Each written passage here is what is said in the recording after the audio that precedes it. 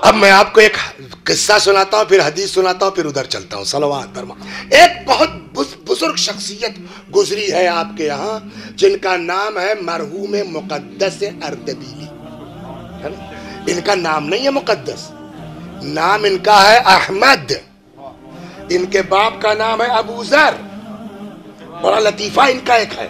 हम लोगों के उस्ताद थे, खुदा गरीक रहमत करे, दर्स में उन्होंने नकल किया कि एक दिन मुक़द्दस अर्दबीली ने ख्वाब में देखा जनाब मूसा को और रसूलुल्लाह को। तो जनाब मूसा ने एतराज़ किया कि साहब आपने अपनी उम्मत के उलमा को बनी इसराइल के अंबिया की तरह कह दिया। सुना नहीं हदीस सुनिए। तो हजरत ने कहा भैया एक हमारी उम्मत का आलिम है, इससे बात कर लीजिए आप। जनाब मूसा ने कहा कि क्या नाम है साहब आपका? ये शुरू हो गए, मेरा नाम अहमद है, मेरे वालिद का नाम अबू ज़र है, मैं अर्दबील का रहने वाला हूँ, और महल्ला ये है, और गली ये है, और मकान। हैं भाई साहब, मैंने आपसे आपका नाम पूछा है, एड्रेस थोड़ी पूछा है। मुक़द्दस अर्दबीली ने पलट के कहा तो सर आप तो नहीं एतराज कर सकते। क्यों? कहा आपसे भी अल्लाह मियाँ ने सिर्फ इतना पूछा था, मा तिल का बे यमीन का या मूसा, मूसा तुम्हारे हाथ में क्या है? आप कह देते डंडा है, आप कह देते आसा है। वो इतना लंबा चौड़ा जवाब शुरू किया, ये मेरा आसा है, मैं इस पे टेक लगाता हूँ, पत्ते तोड़ता हूँ, बकरियां हकाता हूँ, और भी बहुत से काम है। तो आप तो खुद ही जवाब दे रहे हैं तफसीली।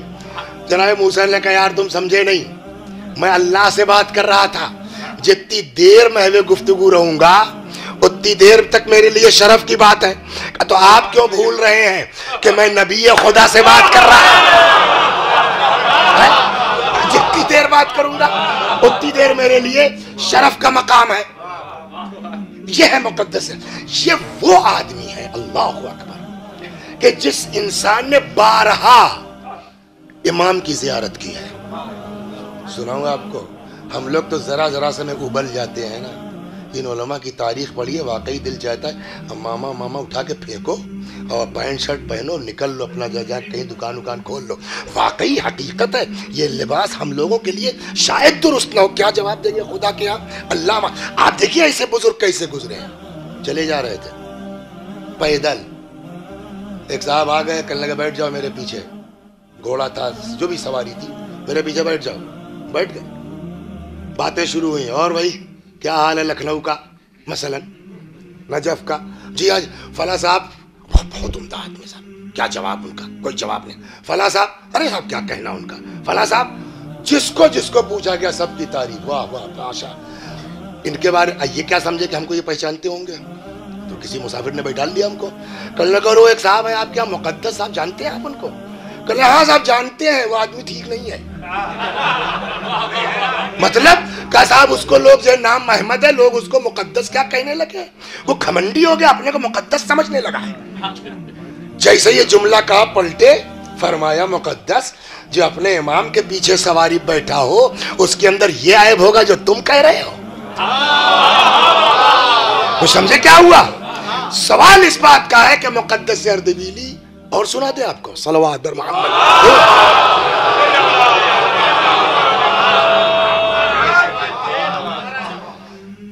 इतना ईमान अल्लाह बिला वजह नहीं होता। लोगों ने कहा साहब आपके अंदर इतना सब कैसे आया? उन्होंने अपना एक किस्सा बताया। तो उसके पहले नहीं था इतना, उसके बाद ये शुरू। हम लोग 2 दोस्त थे, एक ही कमरे में रहते थे, और तय ये हुआ था कि जो गुजर, इसी शर्त पे हमने उसको रूम पार्टनर बनाया था हॉस्टल में, कि आप हमारे साथ रह सकते हैं मगर कमरे की बात बाहर नहीं निकल सकती। ये शर्त मंजूर है तो आइए आप। कल पार्टनर ने मान लिया। अब 1 दिन हुआ, 2 दिन हुआ, 3 दिन हुआ, कुछ खाने को नहीं है। एक दिन जो है वो ये कहीं से अपना दर्स वर्स से पलटे, तो पार्टनर ने जो है वो दस्तरखान बिछा दिया, खाना रख दिया। कहने यार ये कहाँ से आ गया? कहने एक साहब आए थे, दे गए। कि तुमसे तय था कि कमरे की बात बाहर नहीं जाएगी। उसको कैसे पता चला कि हम लोग भूखे हैं? देखिए जो हदीसों पर अमल करता है ना, हदीस सुना दूं, रिवायत कहती है कि अल्लाह ने बंदे मोमिन को हर चीज की इजाजत दी है, इल्ला इदलाल नफ्से, अपने नफ्स को जलील करने की इजाजत खुदा ने नहीं दी है मोमिन को। दूसरी हदीस में शियातुना मन लम यसअलिन नास वलौ माता जुआ, हमारा शिया वो है जो किसी के आगे हाथ नहीं फैलाता चाहे फाके से मार के होना चाहिए। कमरे की बात बाहर कैसे गई, उसको कैसे पता चला हम लोग फाके से हैं? साहब मैंने नहीं बताया, वो आके पीछे पड़ गया कि आप तुम्हारी शक्ल देख रहे हैं, तुम्हारे वो पार्टनर को देख रहे हैं, बड़ी बात क्या है? जब उसने बड़ी कसम वसम दिला दी मौला की तो मैंने उससे कह दिया, तो वो साहब वो खाना दे गया और ये पैसे दे गया। पैसे दोनों दोस्तों ने आधे आधे बांट लिए, खाना खा लिया। अब इम्तिहान कुदरत देखिए, नमाज शब के आदी थे, आँख खुली मालूम हुआ गौसल वाजिब है। अजाब, गौसल वाजिब है। हम आप होते तो क्या करते? तयम्मुम कर लिया, नमाज हो जाएगी ना। घरों में हम्माम होते नहीं थे, जाड़े का जमाना है। अब वो जो किराए का हम्माम है वो खुलेगा अजान के वक्त, 5 रुपए दे देंगे, गुस्ल हो जाएगा, नमाज पढ़ लेंगे, नमाज तक हो जाएगा। मगर यहाँ मुस्तहब्बी नमाज का केस है, शब का, वाजिब का मैटर ही नहीं है। अब ये पहुंच गए साहब, वही जो कल पैसा मिला था, जो भी 10-20 रुपए दे गया था, वो पैसा जेब में है। खटखटा गए, जाओ यार अजान के वक्त खुलेगा, अभी से आ गए। भाई डबल ले लो, भाई 3 गुना ले लो, मतलब 5 रुपए किराया है उसका हमाम का, 10 रुपए ले लो, 15 ले लो, कह दिया यार अजान के वक्त खुलता है, जाओ। कल लगा भाई आखिरी है, इतना जो था, जो रात मिला था पूरा कब भैया इतना दे सकता हूं, मंजूर है तो ठीक, वरना खुदा जानता मैं जा रहा हूं। उसने कहा अच्छा आओ, कुदरत का इम्तिहान देख रहे हैं। कल को खाने का क्या होगा कुछ नहीं मालूम। जो रकम थी पूरी पूरी साहब गुस्ल की, जबकि हो सकता था अभी अजान होगी मगर नमाज शब छूट जाएगी। आए कहने लगे साहब जो है वो उस पढ़ते तो रोज नमाज थे, लेकिन आज के सुभान अल्लाह का लुत्फ ही कुछ और था, है ना? अब सवाल यह कि यह आदमी कैसे इतना बड़ा हुआ, कैसे दीदार हुआ? तो हमारी तरह के तो इंसान थे, 50 ऐब तो हमारे अंदर है। वो आदमी कैसे इतना बुलंद है कि कब्र अमीरुल मोमिनीन पर आते हैं, सवाल करते, मौला की कब्र से जवाब आता है। ये सुना नहीं सुना मुकद्दस सरद में? ये कहां से आया? का अपनी जाती मेहनत बेशक, लेकिन मेन चीज वही है। इनके वालिद अर्दबील के रहने वाले -7 तक जाता है टेम्परेचर, कोई कश्मीर वाला हाल है, सेब वेब का इलाका है। किसान आदमी थे, खेती करते थे। मुकद्दस साहब की बात नहीं है, इनके बाबा की बात है। ये बेचारे अपने खेत में जो है वो कर रहे थे, कुछ सिंचाई विचाई का काम कर रहे थे। जो लोग गांव के हैं उनको अंदाजा होगा, आपने तो खैर नहीं देखा होगा, बाराबंकी आ गए थे, कि गांव का तरीका यह मैंने देखा है कि किसान लोग जो होते हैं वो बगैर नाश्ता किए खेत में चले जाते हैं। जनरली मैंने देखा है, वो 2-1 घंटा काम कर लेंगे तब घर से उनके नाश्ता आता है ना। ये बेचारे अपने खेत में, अबूजर साहब वो अपने सिंचाई कर रहे थे, नाली जहां से पानी आ रहा था उसमें बहता हुआ एक सेब आ गया। भूखे तो थे ही, नौजवान आदमी थे, शादी ब्याह हुई नहीं थी, तुम्हारी तरह रहे हो चाहे तुमसे कुछ बड़े रहे हो, उठाया और सेब खा गए। खाने को खा गए, अब अचानक एहसास हुआ, अरे भाई तुमको क्या हक था खाने का, तुम्हारा तो है नहीं। ओ अच्छा, यहां से ये डाल निकली है बाहर फलाने चाकी, ये टूटा, ये चले गए फलाने चाके यहाँ, खटखटाया, निकले, चा, हाँ बेटा, वो आपके पेड़ से एक सेब टूट के चला गया था, हमने खा लिया। तो अब तो क्या खा लिया, अब तो निकल तो सकता नहीं पेट से, अब चाहे माफ कर दीजिए चाहे पैसा ले लीजिए। तो उनका छोड़ो यार, टूट गया था ना, बह गया, जाओ, खत्म किस्सा। पलटने लगे तब तक चच्चा को होश आ गया कि ये लड़का तो हमें फंसा के जा रहा है। क्यों? इसलिए कि वो 2 भाई थे, बाग बाप के जमाने का है तो मीरास में दोनों भाइयों का हक है ना। एक सेब टूट के गया तो चच्चा का आधा ही तो हक हुआ। ये वो बारीकियां जो हम लोग नहीं समझ पाते।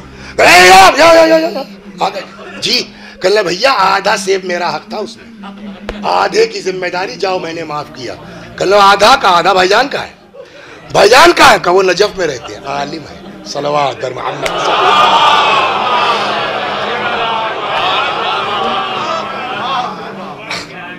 अब साहब जब इनका खेती वेती का काम खत्म हो गया तो ये बेचारे इन्होंने अपना उठाया बस्ता कि चले जियारत भी हो जाएगी और आगा से बात भी हो जाएगी आधे सेब के चक्कर में। है तो गांव ही के पुराने, जानते तो ही हैं। खैर साहब पहुंच गए वहाँ, दरवाज़ा खटखटाया, मौलाना साहब निकले। कहो बेटा जी हम अर्दबेल से। अच्छा अच्छा अच्छा किसके? अच्छा फलानी बाजी के लड़के हो? ये भाई खानदान है, गांव है तो फलानी आपा के लड़के हो? आओ बैठो बैठो, खैरियत? तो जियारत करने आए हो? कहले जियारत तो जिम्नी है, असल आपसे मिलने आए हैं। हमें नजफ कोई आदमी जियारत को जिम्नी बना के भी आ सकता है?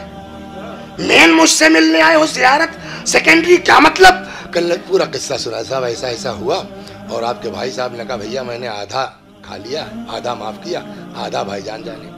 तो आपके पास आया हुआ आधा सेब, वो भी समझ तेज था। कल तो तुम्हारा क्या ख्याल? मैं बहुत खुश हो जाऊंगा। अरे यार क्या लड़का है बेचारा, वहां से यहां तक चला आया आधा सेब माफ करवाने। हाँ जल्दी है। जी नहीं, आप इस उसमें मत रहिएगा कि मैं बहुत मुतासिर हो जाऊंगा आपसे और जल्दी से माफ कर दूंगा। तब कभी आप खाया है आपने? माफ करूंगा, उसके शराइत हैं, झेलना पड़ेगा आपको। उन्होंने कहा अपने दिल में भैया जो भी हो झेल लेंगे। जी फरमाइए सर क्या करना होगा? का सोच लो। का जी फरमाइए हम सब कर, माफ कर दिए, हम सब करने को तैयार। तो उन्होंने कहा मेरी लड़की से शादी कर लो। सलवात बर मोहम्मद।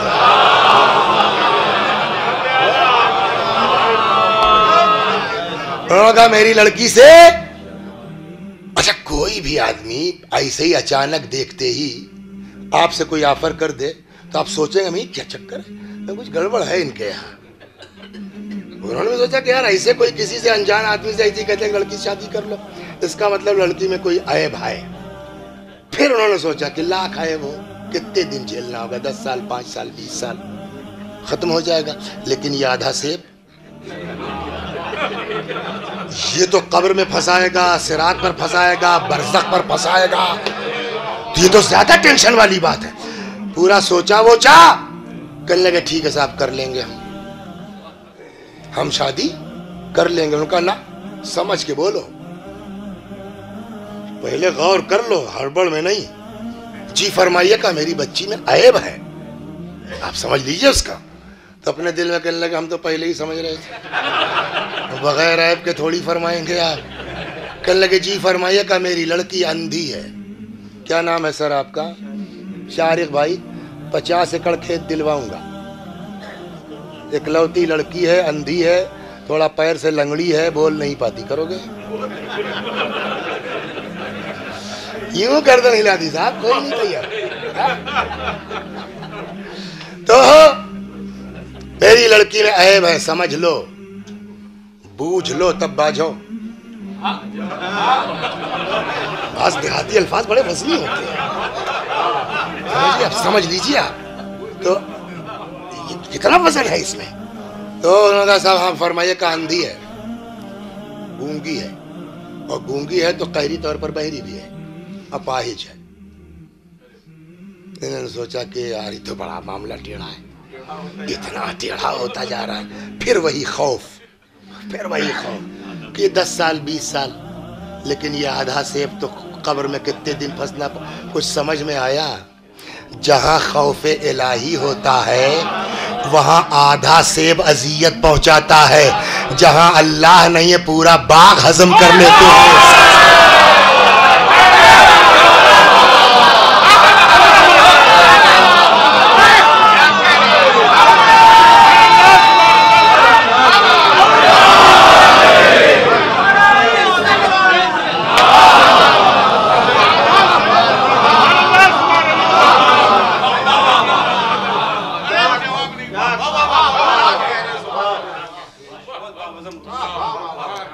तो अब वो टाइम नहीं रहा, वो हदीस वाला। चलिए एक दूसरी लाइन पकड़ ली मैंने। हाँ सलवात बर मोहम्मद हो गई।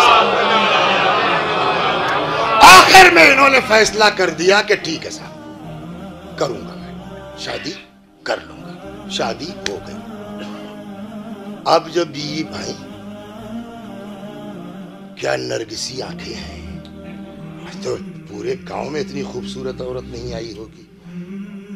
अब ये खुद ही सवाल जवाब कर रहे हैं। लगता ये है कि जो है मौली साहब टेस्ट ले रहे थे और जब देखा कि नहीं वाकई, तो उन्होंने उसके बजाय ढंग वाली से शादी कर दी। शायद 2 बेटियां रही हो उनके। तो इन्होंने बीवी से पूछा, ये तुम कई बहनें हो? कहा मैं अकेली हूँ। अकेली हो? हाँ, इकलौती हूँ मैं अपने माँ बाप की। कहा मैं तुम्हारे अब्बा तो कह रहे थे कि तुम अंधी हो, अपाहिज हो, ये हो वो। कल अब्बा सही कह रहे थे, तुम नहीं समझे। अब्बा सही कह रहे थे, तुम नहीं समझे। क्या मतलब? कहा अब्बा ने क्या कहा, अंधी हूँ? कहा अंधी हूँ नामहरम के लिए।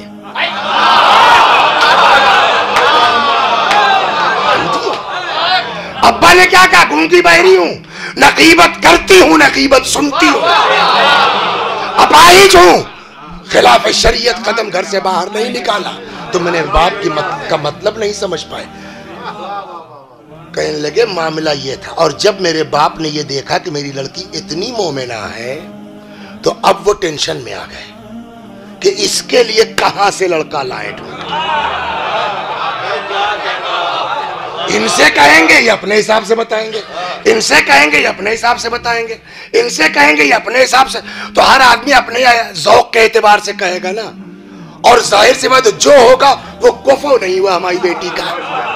लिहाजा अब वो परेशान जब ज्यादा हुए तो आए बारगाह में मौला की और सरी पकड़ के कहा, मौला जैसी मोमिना मेरी बेटी है वैसा ही मोमिन आप कुफो तलाश कीजिए। लिहाजा हम लोग ये समझे कि तुमने सेब नहीं खाया, मेरे बाप की दुआ कबूल हुई।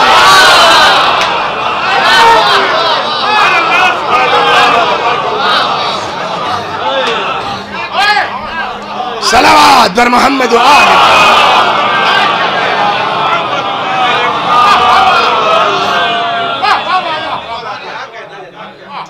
तो कब करें उसका तय हो गया, किससे करें यह है ईमान। बकिया चीजें एतबारी है।